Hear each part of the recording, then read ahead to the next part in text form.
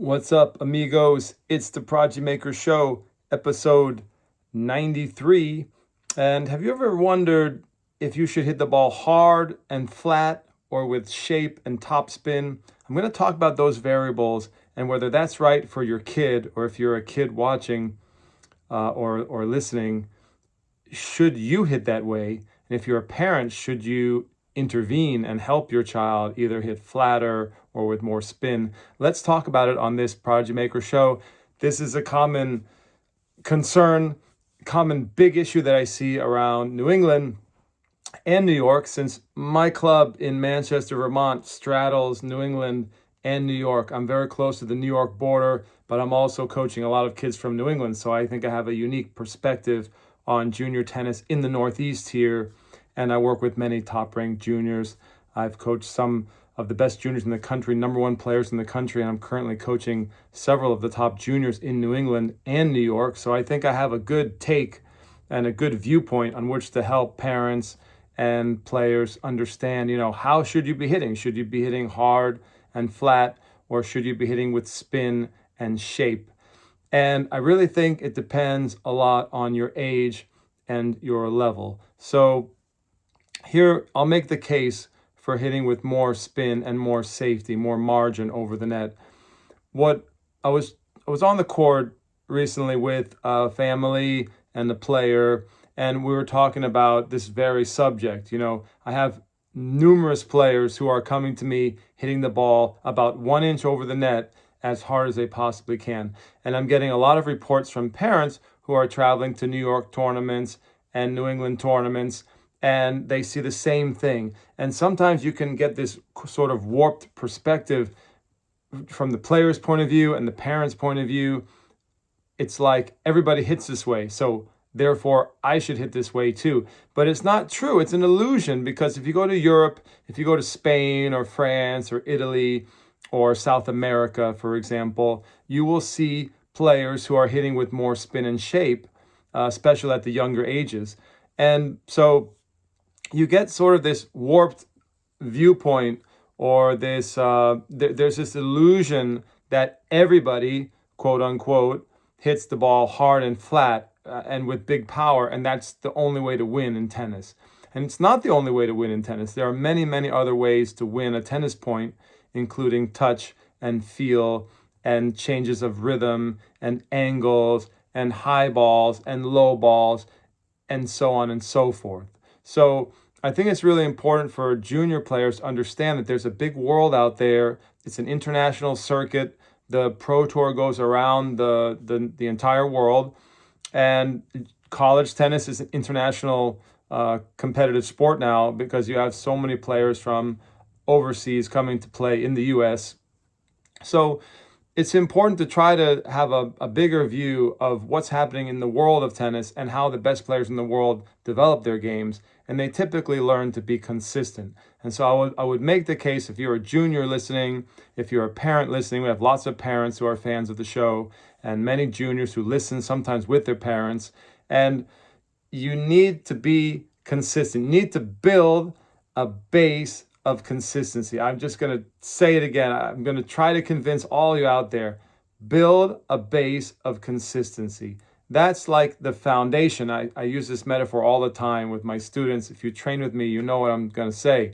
But basically, you have the foundation of a house, the basement, and that is your consistency. And the way that you learn to be consistent is it's linked with footwork. So you have to be a very good mover.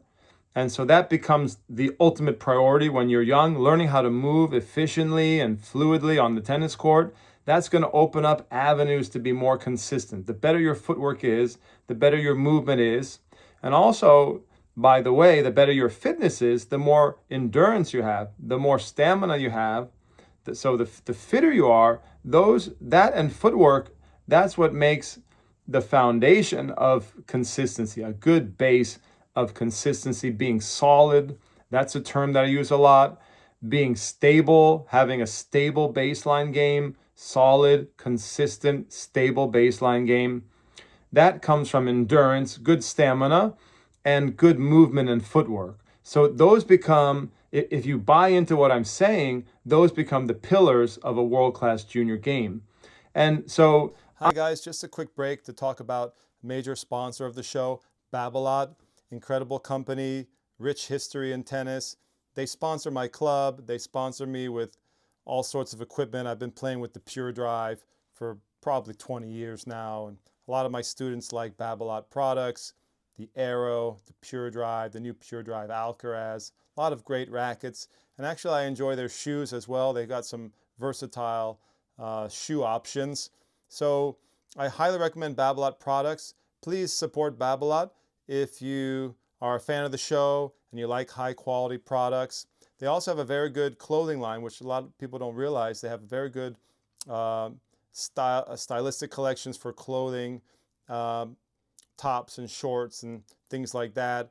Most people just think of Babolat as, you know, a racket company, but shoes and clothing, they also make very high quality stuff. So check out Babolat if you can, and thanks for supporting Babolat. They're a big sponsor of the show. I try to make that case to all of my players and all of the parents that I work with and families. You know, parents are a very important part of the high performance team. So I try to make the argument that this is where we're going to focus in the early years of junior development. That could be, depends on the kid, you know, could be 8 or 9 or 10, could be younger, 4, 5, or 6 years old. Or if a kid has never learned that and they're 11 or 12 or whatever, even older, you need to get back to that. You need to develop that base.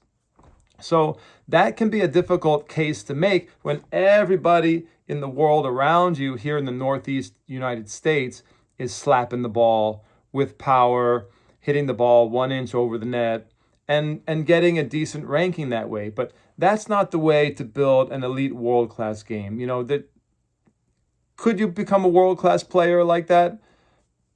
Maybe, you know, maybe rarely, but it's not a bona fide pathway to being a great elite player. The way there is with the foundation of consistency and good movement and good fitness.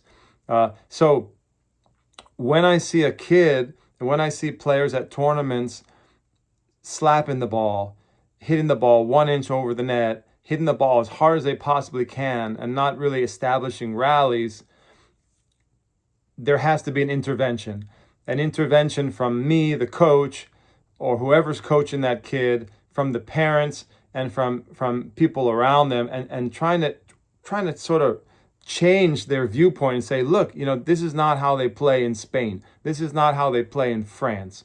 This is not how they play in Europe for the most part. It depends on where in Europe. Europe has different types of tennis being played styles depending on what part of Europe. Europe is not just one monolithic block, you know. But essentially, the best players in the world, by and large, it's like a formula. Like there's like a blueprint for how they're developed, and it's not by just slapping the ball. You know, if you can take a lesson from Spain, which has had the most success of any country in the past 40 years. And other countries who have also been successful, Italy now and Australia now, and the US is doing very, very well on the men's tour, is you develop a base of movement. Jose Higueras, the famous Spanish coach, was in charge of USTA philosophy and USA coaching, director of coaching, and one of his main pillars was movement, footwork. Become a good mover, learn to be solid. And that will open up a world of opportunities for you to build your game, to build your style, your weapons, different patterns on top of that foundation of consistency. But this is an argument that I try to make to so many young kids who train with me.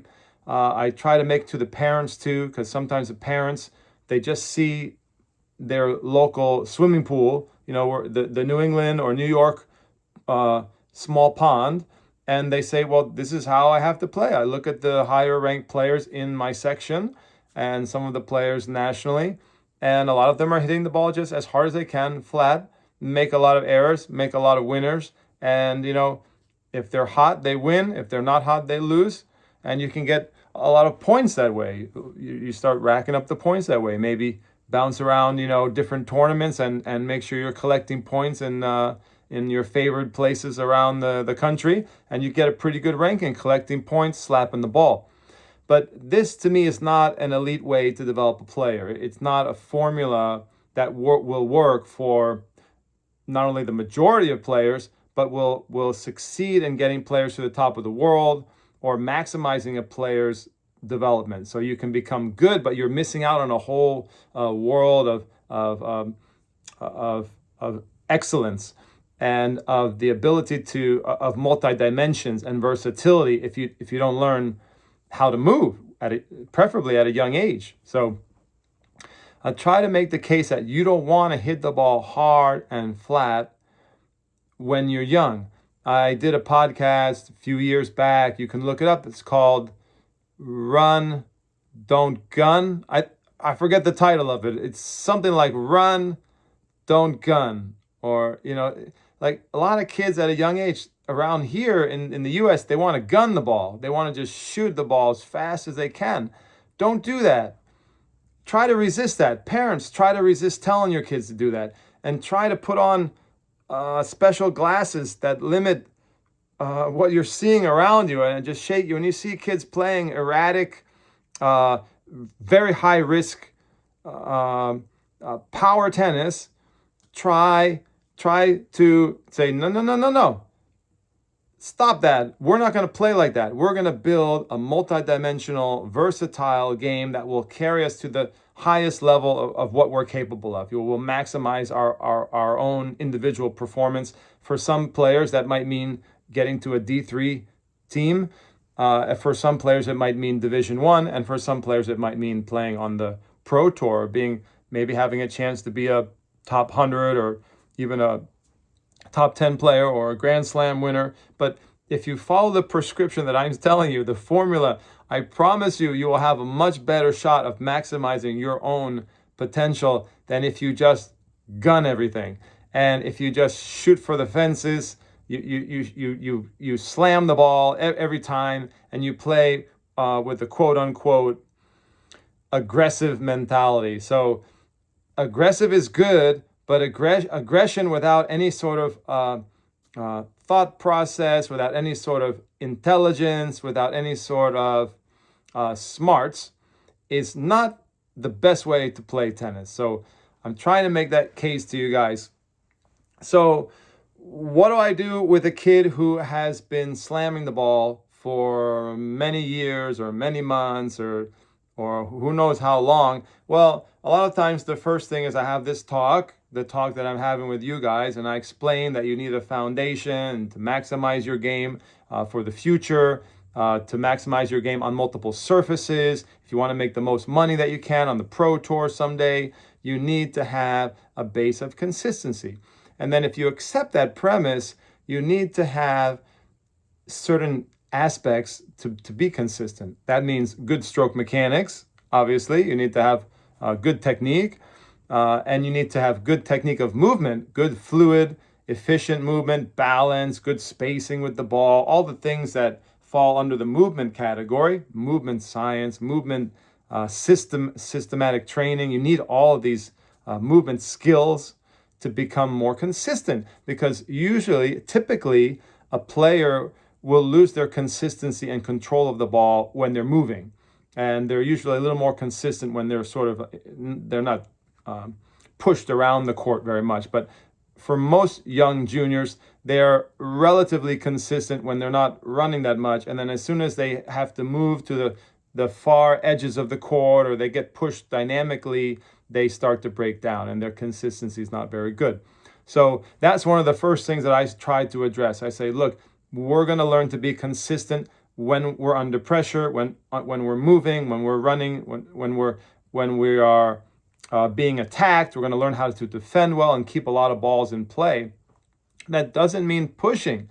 That's a very important argument, that case that you have to make to players and parents too. We're not talking about pushing, because pushing is a form of consistency, but we're talking about really good stroke mechanics with kinetic chain, with energy, and not decelerating. We're talking about accelerating and hitting a strong ball and learning how to control it, learning to be very, very consistent with acceleration. So that's an important component too. I'm not talking about pushing and just shoveling every ball back and running. I'm talking about running, but hitting with authority, hitting the ball with good kinetic chain work, good biomechanical efficiency, and power, but controlled power, not just unleashed aggression that's wild and high risk.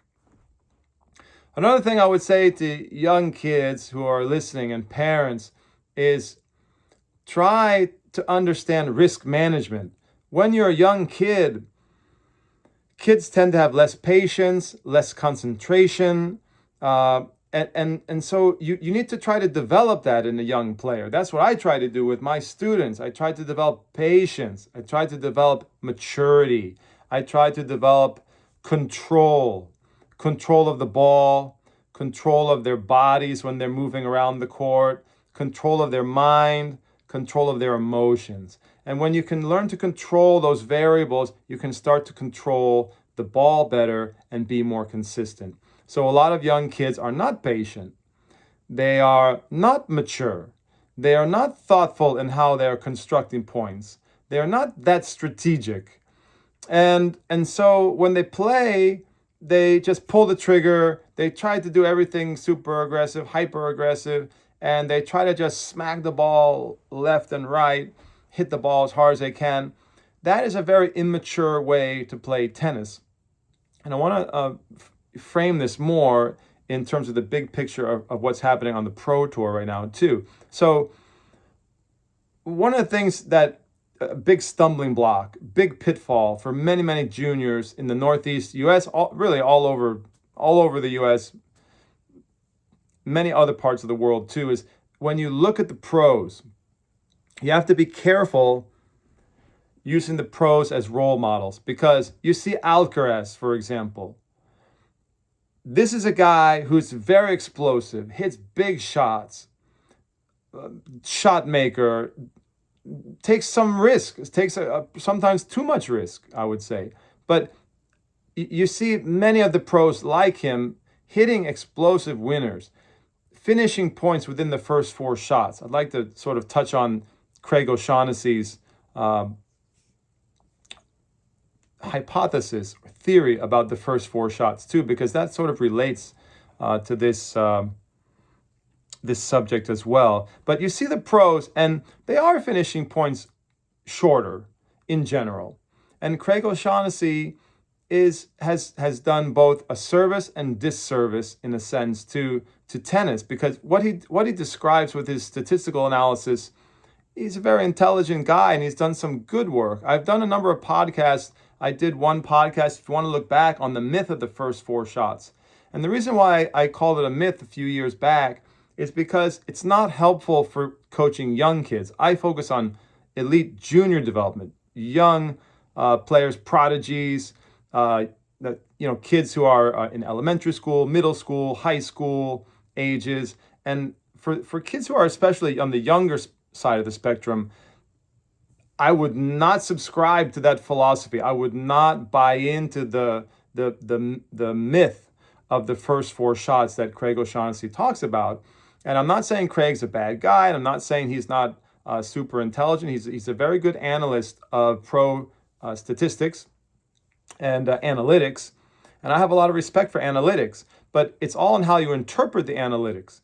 And so what's happening on the Pro Tour is not necessarily a good model to take into the junior development world where I am in the trenches coaching every day. I think it's a mistake. And I think what's happened in the last decade or so is, since Craig's an amazing speaker and writer, and he has amazing courses, and this myth, this narrative, this story about how points need to be ended within the first 4 shots is very, very damaging to junior development, because basically it gives players a rationale, or it gives players a justification for pulling the trigger, and coaches are teaching this to young kids too. So everything's become sort of, this type of tennis has become authorized, it has become validated, so to speak, due to Craig O'Shaughnessy's work in this area and his promotion of this subject of the first four shots. You know that 60 to 70% of the points end within the first four shots on the pro level. Remember, that still means that 30 to 40% are not finished within the first four shots. A lot of significant number of points and significantly important points finish in plus five or more shots, sometimes 9 or 10 or more shots. And what I would submit to you guys, and this is very important to understand, that many of the critical points in a match, the points that are swing points that carry a lot of weight psychologically, the pressure points, they tend to go longer than 4 shots because each player is a little tight, the nerves set in, and it becomes more of a battle of attrition in those instances. So I think it's very, very important to understand that dynamic. And I will make the case that young kids should not be focusing exclusively on that. They can start to understand that that's where they're going to be headed, building weapons down the road. But I would not make that argument, and I would not try to teach that to young kids. I certainly don't teach that to young kids. They need to develop a base first, a foundation of consistency first, a foundation. Hi guys, just a quick break to talk about the TopSpinPro. TopSpinPro is a product that we endorse at the Academy, and I use it all the time. I use it in camp. I use it with my students on the court in lessons, and I recommend the TopSpinPro as a device to use at home on a rainy day, on a snowy day, when there's bad weather outside. You can set up the TopSpinPro in a small space in your house and go to work on getting those good repetitions to build muscle memory and to develop your motoric skills. And so you can also work on your footwork as well. So I just think it's a great device if used correctly. I have a lot of good videos on my YouTube channel talking about different drills and ways to use the TopSpinPro. But if you like this program, please consider supporting the TopSpinPro. If we've got a good discount link that you can use in the show notes, and support the TopSpinPro. It helps us out a lot, and I just think it's a great device that you can use at home on your own in a small space. You can also take it with you and travel to tournaments with it to get some good practice or a warm-up. Very versatile device that will help you out a lot. Thanks for supporting them. Good movement, good footwork, stamina, patience, control, maturity, and especially point construction. You know, strategy. What patterns do I use? How can I develop a style? Run different patterns to disturb my opponent, to affect my opponent so that they give me a short ball or they make a mistake. How can I break down their contact point? These are the kind of lessons that you want young kids to be learning how to play the chess game of tennis. You learn that better on clay. That's why slow red clay is a great tool to develop young players, because it develops that strategic chess game that I'm talking about, and it encourages longer rallies and movement, mastery of movement. So like, I'm a big believer in this, maybe because I've studied so much in Spain, and I bring that philosophy back to the US here, and I feel that I'm fighting against a culture here that has accepted and authorized the impatience and hyper aggressiveness and a very high risk style of tennis, and I don't agree. I don't agree that that's how we should be developing young players. And I'm not against aggressive tennis, and I'm not saying that your kid should be a pusher, and or if you're a kid, I'm not saying you should push, and I'm not saying you should play defensive tennis. One of my mentors in Spain, Luis Bruguera, he talks about how to have a good defense or to be solid does not mean that you're a defensive player. And to have a good defense does not mean that you're not an aggressive player. They can coexist. They can coexist beautifully, being solid and also being aggressive. You can build your aggressive tendencies on top of a base of solid consistency. You can have good defense even if you're an offensive player. Alcaraz is a great example. Tremendous offensive player, with weapons who plays very good defense. Many examples of that on the tour. Medvedev comes to mind as another player, a lot of offensive weapons, very good at defending. To me, this is the ideal. This is how you can win more matches with versatility, and you will have more strategic options than if you have just one dimensional way of playing, which is straightforward, attack, hit the ball as hard as I can, nothing else matters. So I was doing the podcast Control the Controllables, which is a big podcast by well-known coach Dan Kiernan. I was a guest last week. The show will be coming out. We had a great conversation about Spanish tennis and my new book, The Secrets of Spanish Tennis 2. And one of the things he mentioned was that he hears this narrative, this story a lot on the pro tour. He travels more on the pro tour. And he's saying that a lot of coaches are feeling essentially the same friction that I'm feeling, where they want to teach players to be more thoughtful, more strategic, and many players are under the impression, and they have validation from Craig O'Shaughnessy and others who are studying the stats, that they should just pull the trigger as soon as possible. It's first strike and nothing else really matters. So he was talking about how that is a real friction at the pro level between coaches and players. Many coaches sometimes give in and just let players smack the ball as hard as they can. I'm reminded of the famous coach Robert Lansdorp, who said, for women's pro tennis, there are no tactics. Just hit it as hard as you can. And he didn't believe in tactics. So, I mean, that's kind of an extreme case example. But I mean, that's insane. Like, don't teach that to young kids. Kids can learn and use their mind and become intelligent on the court, develop strategies other than just smashing the ball. I like to use the saying, don't try to destroy the ball. Try to disrupt your opponent, or don't try to destroy your opponent. Don't try to crush them. Try to disturb them. Try to manipulate them. Try to cause them to be uncomfortable rather than just trying to smash their face in. And I come from a martial arts and fighting background. I studied a lot of MMA, and I'm a big martial arts fan. And there's a direct connection with fighting arts and fighting styles. And I feel that in today's world, we're sort of authorizing players, we're encouraging players to basically be wild brawlers, to step into the ring and just go full on aggression and punch, strike, attack with nothing else, and that seems to be a very popular way to teach players how to play, and players are seeing examples of that on the tour, and they're copying that, and they're saying, I want to play like that. And I believe in more of a balanced martial artist, a martial artist who can who can defend, who can set up combinations, who can fight on the ground, who can fight standing up, who has different tools to win a fight, locks, chokes, different strikes.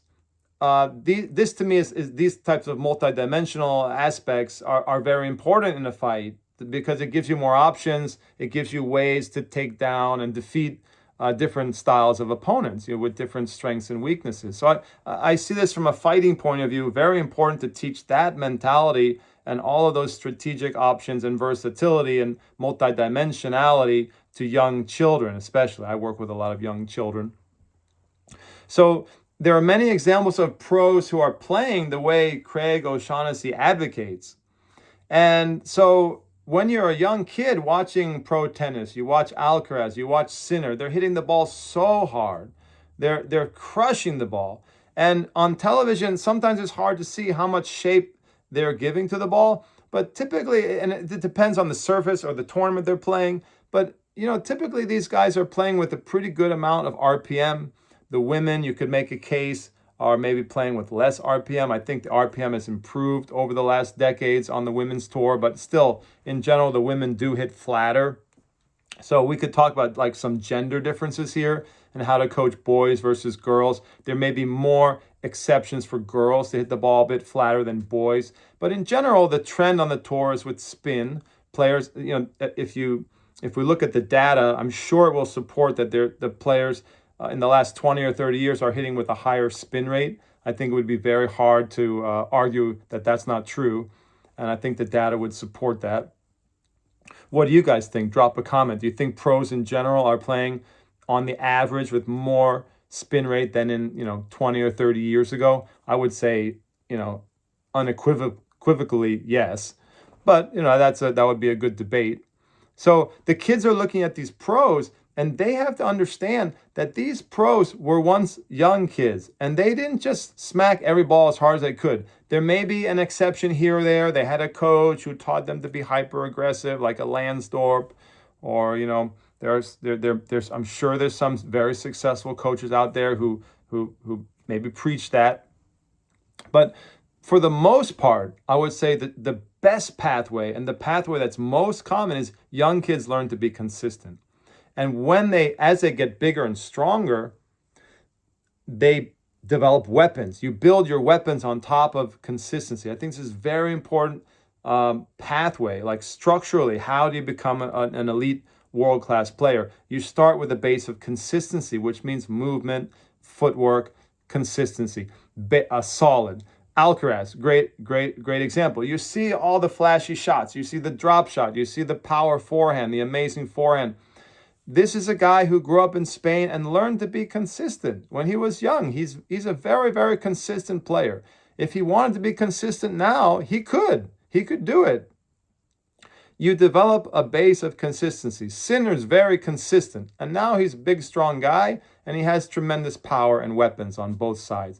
And on, if you look at case study after case study, the history of players. Djokovic, very, very consistent player, great mover, and as he grew up, he developed more weapons. World-class backhand, great forehand. You start to develop a better serve. Even sometimes as an adult, as pros are always trying to improve their serve. So it's not like a young kid can take the example of 10, 12 years of development ahead. They look at the pros like Djokovic, Alcaraz, Sinner, and they say, oh, those guys are finishing a lot of points with ace. Those guys are finishing a lot of winners, in the match. I want to play like that. A lot of kids do that. They just look at the television or they look at pro tennis and they say, I want to play like that. But they don't realize that those players started at a base. Hi guys, just a quick break to talk about the iCoach. The iCoach is another device like the TopSpinPro that we sponsor. We endorse that product. They sponsor the show, and we recommend that product I recommend it to all my students. I've used the iCoach at home. You can do it. It's very solid device that you can use as a practice tool, just like the TopSpinPro. So I think both of those products are very good. They have slightly different feels. I've done reviews on both of them on the channel. So check out the iCoach and the TopSpinPro. See which one you like, and choose one for at-home training, bad weather training, training in a small space. Very, very useful devices to work on your technique and your footwork. So the iCoach is excellent. The TopSpinPro is excellent. We have a discount link for the iCoach that you can get in the show notes. Thank you for supporting that company. They support this podcast. I appreciate you guys. If you're going to buy an iCoach or a TopSpinPro, buy it through one of our links. It helps out the show a lot. Thank you. Level, building fundamentals, learning how to move, learning how to strategize, learning how to construct points, and then on top of that base, as their bodies developed, as they literally physically developed, got bigger, stronger, and mentally developed, they start to develop tools and weapons that they could use to end points sooner. You can't flip it around the other way. If you flip it around the other way, you get a development model that once in a while can create a good player or a great player, and a lot of players don't maximize their success. If you do it the way I'm advocating, you teach every player to be solid, to be consistent, to move well, you can develop an army of great players. When I mean great, you maximize your own potential. You reach your own personal max. I'm very, very confident about this, and I believe in this very strongly, and I'll try to convince you guys as well. If you want to come train with me, we will work within this model. We try to get your kid consistent, patient, thoughtful, high intelligence, using strategy, using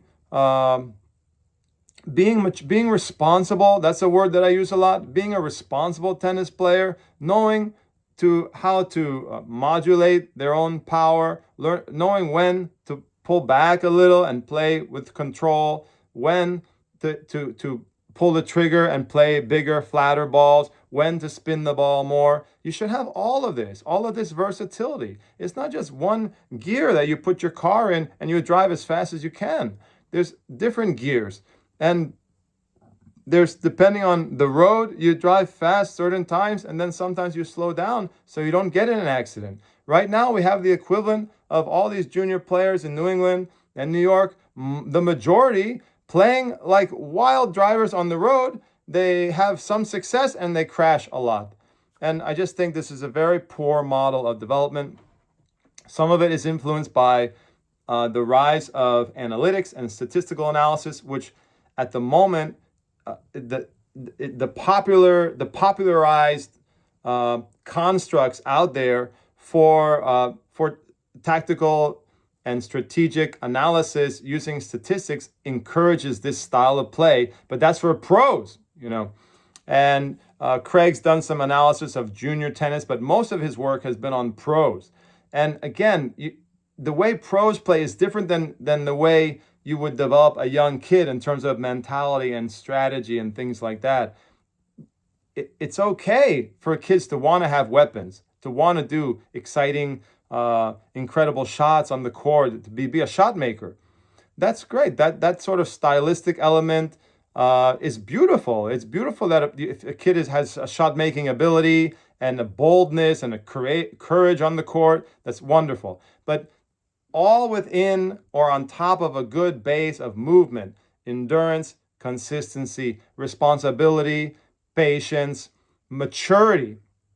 So that's what I want to see. If I have a 6 or a 7 or an 8-year-old or a 9 or a 10 or 11-year-old, I want to see that they have some of those qualities. I'm not going to let them play like everybody else, at least in this small world that we're in here in the Northeast United States and other parts of the US. I won't let kids do that. So I'm fighting the good fight. I'm fighting against the current, against the popular culture. And I think I'm fighting the correct fight. And I'm trying to make a very good case for the way we should develop young juniors in a more thoughtful way, rather than just telling them, you know what, don't worry about running too much. Hit the ball as hard as you can.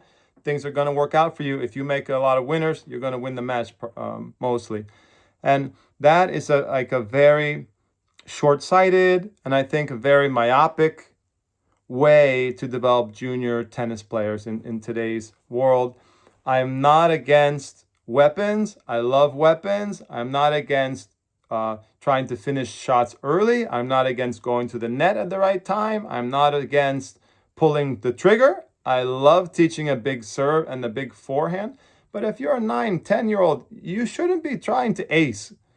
You shouldn't be trying to do serve plus 1 that much.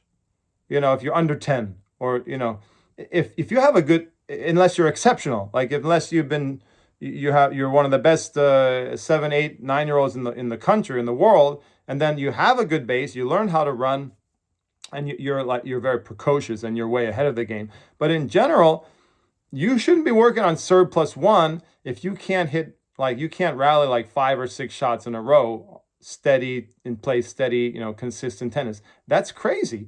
You need to get control of your game, learn how to be consistent, and then you stack different weapons on top of that. So guys, I believe very strongly about this. I hope you appreciate some of my arguments, and let me know what you think. Are you seeing when you go to tournaments in your part of the country, if you're American, or in your part of the world, drop a comment and let me know what type of style are you seeing for young kids under 10, under 12, and in the 14s and 16s and 18s. What are the styles that you're seeing? Are you seeing a lot of flat ball hitting where the ball is 1 inch over the net? Or are you seeing players playing with more shape, more topspin? That's basically safer. That's more responsible, less risk. The more spin and height you play with, you're playing with less risk of catching the net. So it's not an either or. Some of these decisions depend on the kid, their personality, their physical characteristics. So this is a constant discussion and give and take you might have with the player and the family. But in general, I think most coaches, parents, players in the Northeast US are approaching this incorrectly. They're doing this. They have the wrong impression of how to build an elite player. It's not just slapping the ball as hard as you can. There's so much more to developing a world-class tennis game, built on the pillars of consistency, movement, endurance, thoughtfulness, intelligence, strategy, patterns, responsible risk-taking, things like that. Those types of elements are so important. And I would encourage you, if you're a parent, try to find coaches who will teach this to your kid, who will support these types of things for your kid. And if you're a kid, try to take these ideas to heart and consider a different way to play and win tennis, a way that will allow you to maximize your game for the long term, not just short-term gains where you play amazing and you win, but then you have some bad days and you lose. It will help your consistency, literally your results consistency. You have a lot more wins and fewer bad days if you have a base of consistency, rather than just saying, you know what, if I hit the lines today, I'm the big winner, and if it's not my day, I'm the big loser. You know, there's a way that you can learn to win a lot of matches the way that I'm saying, without having to have these extreme ups and downs, peaks and valleys. So guys, think about that. The Spanish way, patience, responsibility, maturity. Can we teach these things to our young kids rather than just smacking the ball as hard as you can? There is a trap right now. Try not to fall into the trap where you see a lot of kids playing this way. It's endorsed by some of the pro statistics out there. It's endorsed by some elite coaches out there. Try to look beyond the myths and look at what's real, like what really works in maximizing junior development. And I would argue that it's the way that I'm talking about, building a solid base first, and then, like a house, you can stack exciting, beautiful projects, patterns, weapons on top of this foundation of stable, solid tennis. All right, guys, I will see you on the next program. If you want to come train with me and learn to be consistent and learn a good, stable base, we have exciting high-performance summer camp coming up.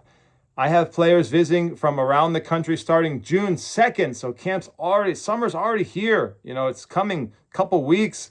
I have our boarding high-performance camp in the beautiful mountains of Vermont is starting June 16th. So if you need boarding, you can come stay with us, with my team here. It's an incredible paradise in the mountains of Vermont.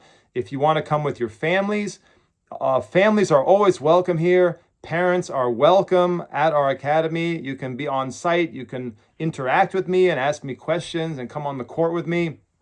And a lot of families do that. They come for holidays here and they bring the whole family, and the kids can be day students. So you have different options for summer academy. And then near the end of the summer, I'm going to Spain, as I always do. And I know some players are interested in traveling to Spain with me in first couple weeks of August. But June and July coming up are going to be very exciting. I have lots of players visiting from around the country. I really enjoy meeting new faces, getting to know new players, and teaching players responsible, mature type of tennis, rather than just seek out and destroy, pull trigger, and kill every ball that comes across the net. All right, guys, I will see you on the next program. God bless.